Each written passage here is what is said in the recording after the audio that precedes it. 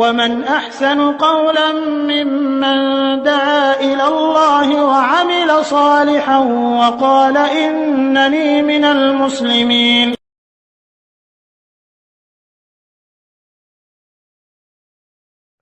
আসসালামু আলাইকুম রহমতুল্লাহি ওয়া বারাকাতুহু। এক ভাই তুরস্ক থেকে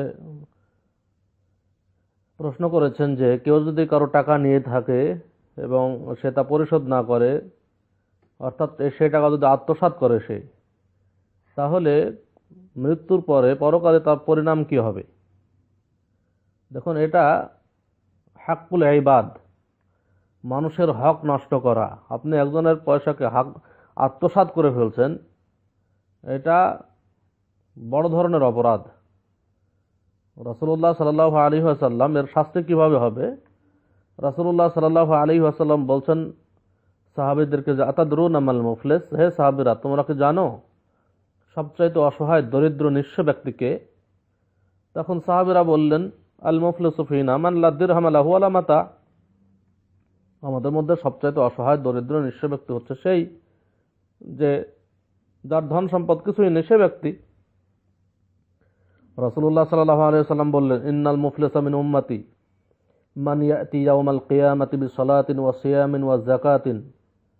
আমার উম্মতের সবচেয়ে অসহায় দরিদ্র নিঃস্ব ব্যক্তি হবে সেই যে ব্যক্তি কিয়ামতের মাঠে প্রচুর পরিমাণে নেকি নিয়ে উপস্থিত হয়েছে, যে ব্যক্তি নিয়মিত সালাত আদায় করেছে, সিয়াম পালন করেছে, নির্ধারিত যাকাত আদায় করেছে, প্রচুর পরিমাণে নেকি অর্জন করে কিয়ামতের মাঠে উপস্থিত হয়েছে। ওয়ায়াতি ক্বাদ শাতামা হাযা ওয়া কাযাফা হাযা ওয়া আকালা মালা হাযা ওয়া সাফাকা দামা হাযা ওয়া দারাবা হাযা। তারপর একের পর এক অভিযোগ করতে থাকবে মানুষ তার বিরুদ্ধে আল্লাহর নিকটে। একজন এসে বলবে, হে আল্লাহ, দুনিয়াতে এই ব্যক্তি আমাকে গালি দিয়েছে। আরেকজন এসে অভিযোগ করবে, হে আল্লাহ, দুনিয়াতে ব্যক্তি আমাকে মেরেছে। আরেকজন এসে বলবে, হে আল্লাহ, দুনিয়াতে ব্যক্তি আমার ধন সম্পদ অন্যায়ভাবে ভক্ষণ করেছে। এইভাবে একের পর এক অভিযোগ করতে থাকবে। তখন আল্লাহ কিভাবে বিচার ফয়সালা করবেন? ফায়ুতা হাযা মিন হাসানাতিহি ওয়া হাযা মিন হাসানাতিহি।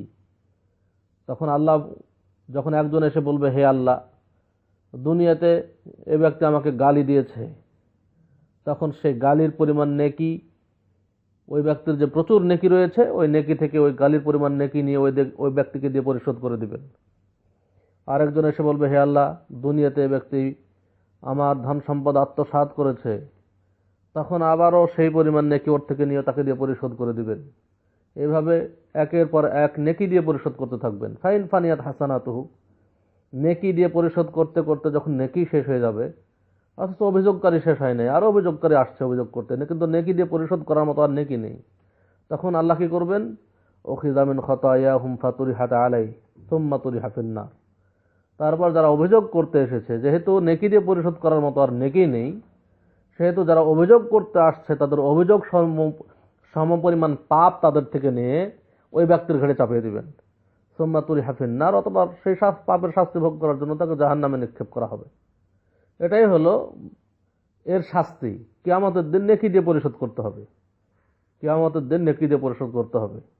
অতএব এটা অত্যন্ত ভয়ঙ্কর কিয়ামতের দিন। এই জন্য আল্লাহ রাসূল সাল্লাল্লাহু আলাইহি ওয়াসাল্লাম এই ব্যক্তিকে সবচেয়ে নিঃস্ব বললেন, যার অনেক নেকি ছিল কিন্তু সেই নেকি দিয়ে সে জান্নাতে যেতে পারলো না।